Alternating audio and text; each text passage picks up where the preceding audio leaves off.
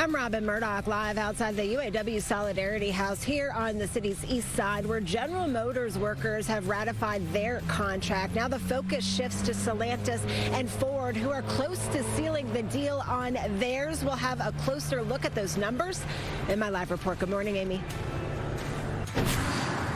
Well, Robin, a major development in the sign stealing scandal at the University of Michigan. How long head coach Jim Harbaugh will be benched?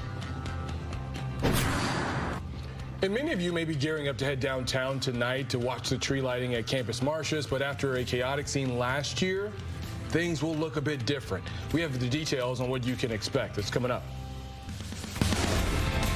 Working for you. Fox 2 News Live at 11 starts now. More on all of that soon, but we have some big news this morning. Good morning. Thanks for being with us. I'm Mimi Lange. Yeah, I'm Brandon Hudson. Yeah, right now we begin with some breaking news. It looks like the casino strike may be over. The union announcing this morning, after months of negotiations and 32 days on the picket lines, the Detroit Casino Council has reached a tentative agreement for a new 5-year contract. The deal covering 3,700 casino workers at MGM, Greektown, and the Motor City Casino. We do not know details yet of the new contract. We'll have much more tonight on Fox 2 News at 5 and, of course, online at Fox 2 Detroit. Of course, that scene you saw there was from Motor City Casino this past week. Picketers out there. Really picking up, yeah. Yeah, there's a woman who was a 72-year-old diabetic. She was tired of this entire situation. I'm sure that she is thankful for, at least now, that this situation is moving in the right direction. Yes. And speaking of deals, voting on the United Auto Workers deal with the Big Three could wrap up by next week. Yes, the UAW ratifying its contract with General Motors. Now all eyes are on Ford and Stellantis. Fox News' Robin Murdoch live with more on just what lies ahead. And of course, Robin, yesterday you were talking about will it or won't it go through with the General Motors deal, and it did narrowly, but it looks like they've ratified. Yeah, they did ratify their contract, and it does appear that we are getting closer to the end of all of this by the minute. We are possibly in the home stretch here, Amy and Brandon. As you guys mentioned, about 55% of General Motors workers voted in favor of ratifying their contract. Both Ford and Stellantis, they are expected to follow suit, and the margin of approval already significantly greater. Way closer than it should have been. One down and two more to go as we get closer to putting this historic 6-week-long UAW strike in the rear view. Now that General Motors workers have ratified their contract, the focus shifts to Ford and Stellantis, who are expected to do the same and seal their deals in the coming days. A lot of longer-term workers who may be retiring soon, and they wanted better retirement benefits, and they wanted more of a raise. That, according to Mike Martinez, a reporter with Automotive News who has been covering the 46-day walkout, is part of the reason the ratification came down to roughly 3,400 votes. Of the 4 GM plants in which workers were called on to stand up and strike, only one in Texas approved the proposal. Ultimately, what pushed it over the edge was battery plants and a lot of the smaller parts depots where workers make less money now, but will make a lot more money after this goes into effect. The 3 contract offers are pretty similar, with 25% pay raises, a $5,000 signing bonus, along with cost of living adjustments for the first time since 2008, better benefits and other gains that make them the most valuable in decades. So says the UAW, which at the height of the strike had some 46,000 workers picketing at prime locations. My personal opinion is that this contract here ensures the young workers a future. Stellantis employees are still deciding on their tentative deal, but the vote tracker on the UAW's website shows a 68% approval rating at this point.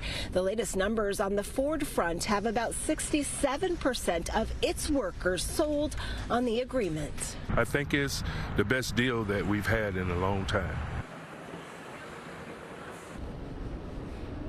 Now, I did talk to a spokesperson from the UAW this morning. He tells me that the voting for Ford workers will end at midnight tonight. Stellantis workers will officially stop voting tomorrow night, and we should expect some sort of a comment from the UAW this weekend, possibly on Sunday or Monday once all of the votes are tallied. Of course, stay with us right here at Fox 2 News for the very latest on air as well as online. For now, we are live outside the UAW Solidarity House here on Detroit's East Side. I'm Robin Murdoch for Fox 2 News. So, Robin, everything looks trending in the right direction right now, but from the past few days that you've spoken to people and experts as well, does this feel more so like, despite all what's happened over the last 6 weeks, the union workers who have dug in their heels, stood by their president, Shawn Fain, have come out the victors in this situation?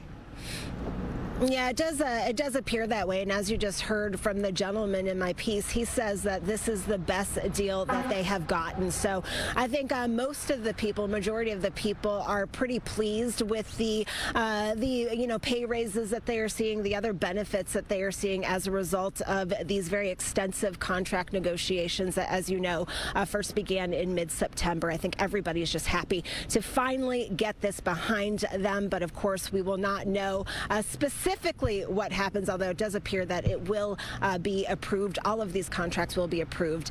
You got to wait until the very last minute when all the votes are counted to be sure. Back to you, Brandon. So sigh of relief as we head into the Thanksgiving holiday. Robin, we do appreciate it. Have a good weekend. Thank you. Amy.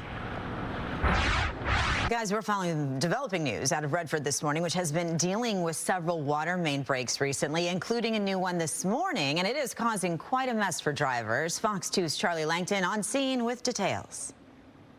I'm here in Inkster, and I'll tell you what, look at this. This is not a lake. This is Inkster Road near 7 Mile, and look at the cars going through this. I don't want to get splashed with water, but I did before. Over the last week, Redford has had 17 water main breaks. This one just popped up. The cause is being investigated. Now, officials in Redford are working with the Great Lakes Water Authority, but the real problem here, besides this river here, is that some residents are experiencing discolored water. And the officials say that if you've got some discolor, like brown gooks, that type of thing, run the water, cold water, for 5 minutes. That doesn't clear the problem. Do it again. Again, the officials here in Redford, they're trying to figure out exactly what's going on, but 17 water main breaks, not good. A lot of, not flooding necessarily, but the discolored water and just kind of a water pressure issues for some people here in Redford. It is a problem. Reporting from Redford, Charlie Langton, Fox 2 News. Well, from one roadway to another, this one a big one. Chaos on I-94 right before rush hour in Detroit. A Warren officer shoots a suspect who led police on a reckless chase. Fox 2's Dave Kinchin reports. Anxious moments on I-94 near Woodward Thursday night. You're looking at the hectic scene after police shot a suspect who led them on a chase that began in the area of 8 Mile and Van Dyke in Warren. The suspect's car becoming a weapon, say investigators. The suspect vehicle rammed several of our scout cars and then led us on a pursuit from Van Dyke to 75 and then 75 to 94. Where this incident occurred down here. Warren police say it all started as a routine traffic stop when the suspect made a run for it. It would become the 4th police chase down Warren streets in the last 24 hours. Here, traffic was backed up, probably due to the construction. The suspect began weaving in and out of traffic in the white Dodge Ram that's below me.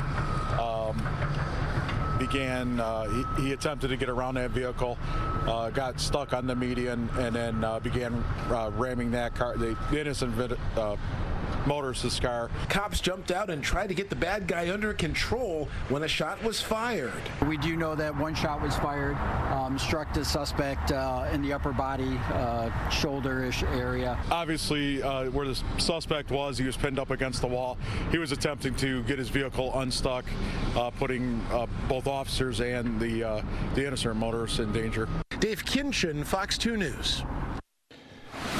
Well, Michigan head coach Jim Harbaugh will not be fighting in court today to return to the sidelines tomorrow and next week. The coach instead accepts his 3-game suspension from the Big Ten in connection to the sign-stealing scandal. As a part of the deal, the Big Ten will end its investigation. But the NCAA is still collecting evidence and could hand down a punishment of its own. As a reminder, Michigan plays Maryland tomorrow.